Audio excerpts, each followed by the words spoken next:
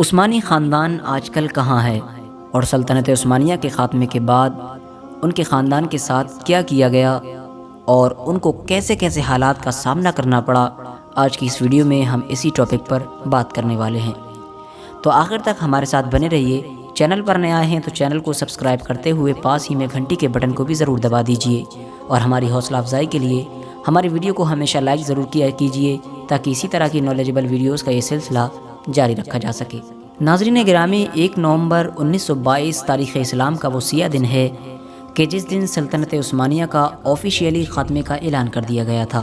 لہٰذا ترکی سے سلطان محمد ششم کی سلطنت کو ختم کر دیا گیا اور وہیں سے شروع ہوئی مصطفیٰ کمال پاشا کی حکومت۔ لہٰذا سلطان محمد ششم کو ایک ناپسندیدہ شخصیت قرار دیا گیا اور ان کو اسی وجہ سے ملک سے باہر نکال دیا گیا، جو 17 نومبر کو ایک جہاز کے ذریعے سے مالٹا روانہ ہو گئے۔ ان کے ساتھ ان کے بیٹے ارطغرل الافرندی بھی موجود تھے، جو بعد میں اٹلی چلے گئے اور اپنی زندگی کے آخری دن اٹلی میں ہی گزارے۔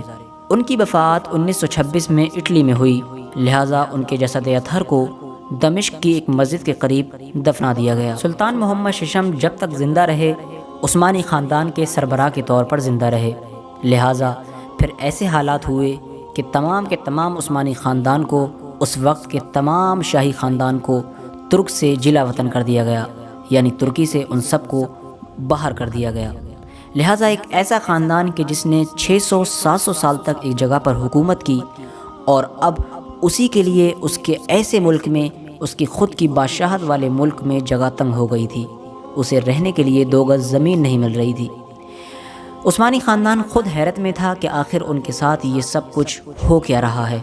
لہٰذا اس وقت ملک سے جو باہر کیے گئے تھے عثمانی لوگ، ان کے خاندان کی کل تعداد 156 تھی، اور ان تعداد میں تمام شہزادے تھے، شہزادیاں تھیں، اور بہت ساری ازواج تھیں، اور کچھ نوکر تھے جو اپنے مالکوں کا ساتھ کبھی بھی نہیں چھوڑنا چاہتے تھے۔ لہٰذا ساتھ ہی ساتھ اس خاندان کے تمام دامادوں کو بھی ملک سے باہر کر دیا گیا تھا۔ لہٰذا باہر کیے جانے والے ان تمام لوگوں کو ایک طرفہ پاسپورٹ دیا گیا تھا، یعنی وہ جہاں چاہیں وہاں جا سکتے تھے۔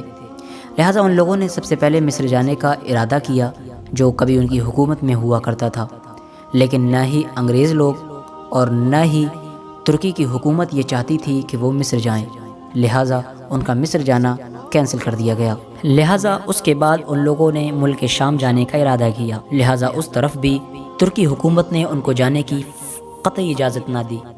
لہٰذا اسی وجہ سے ان میں سے کچھ لوگ لبنان کی جانب چلے گئے اور ان میں سے کچھ لوگ فرانس کی جانب چلے گئے۔ یہ عثمانی خاندان کے لیے بہت ہی خطرناک وقت تھا۔ ان لوگوں نے اس دور میں غربت کا منہ بھی دیکھا، کیونکہ وہ تو اپنا تمام ساز و سامان اور خزانہ ہر چیز اپنے محلوں میں چھوڑ آئے تھے۔ انہیں یہ گمان تھا کہ ان کی رعایا اور ان کی جو سلطنت کے لوگ ہیں وہ کبھی بھی ان کا ساتھ نہیں چھوڑیں گے اور ان کے ساتھ وفاداری کریں گے اور ان کے بغیر نہیں رہ سکیں گے، لیکن جیسا انہوں نے سوچا تھا ایسا ہرگز نہیں ہوا۔ وہاں پر سب کچھ بدل چکا تھا، اب ترکی ان کے لیے پرایا ہو چکا تھا۔ لہٰذا 1926 میں سلطان محمد ششم کی وفات کے بعد عثمانی خاندان میں یہ قانون بنا دیا گیا ہے کہ عثمانی خاندان کا سربراہ اور سردار وہ ہوتا ہے جو عمر کے لحاظ سے سب سے بڑا ہو۔ لہٰذا 1926 کے بعد سے ہی بدستور اس پر عمل جاری ہے۔ اگر بات کی جائے موجودہ عثمانیہ خاندان کے سردار کے بارے میں، تو اس وقت دندار علی عثمان عثمانیہ خاندان کے سردار ہیں، جو کہ 2017 میں 44 میں عثمانیہ خاندان کے سردار بنائے گئے ہیں، جو اس وقت ملک شام کے دمشق شہر میں اپنی فیملی کے ساتھ رہتے ہیں۔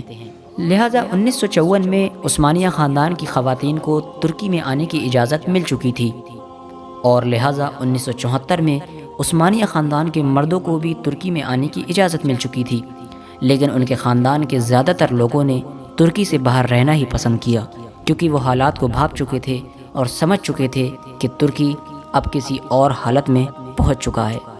لہٰذا آج کے لیے اس غمزدہ ویڈیو کا یہیں پر اختتام ہوتا ہے۔ ویڈیو پسند آنے پر اپنے رشتہ دار، عزیز و اقربا کے ساتھ ضرور شیئر کریں۔ السلام علیکم ورحمۃ اللہ وبرکاتہ۔ اللہ حافظ۔